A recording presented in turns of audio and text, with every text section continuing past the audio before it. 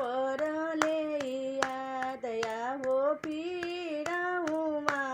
जन फिराऊँ बाजन फिराऊँ सजन सभलो ओई जासे शिव बाबा घरे चली आइले खोलिया माँ बजार केवाड़या हो जास शिव बाबा घरे चली आइले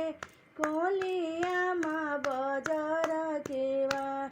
आहो कैसे के खोली बबुआ बजार के बड़िया अब ही बैठिला जेवना आहो आजू की रतियामा गई तू बजई तू बिहाने बैठ तू जेवना रया होया चुकी रतियामा गई तू बजई तू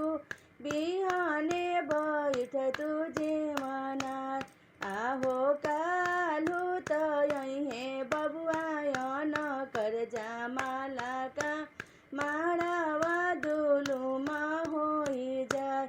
आहो कही तू त ये आमा करती ना बियावा भले शिव रहिते कुमार आहो कर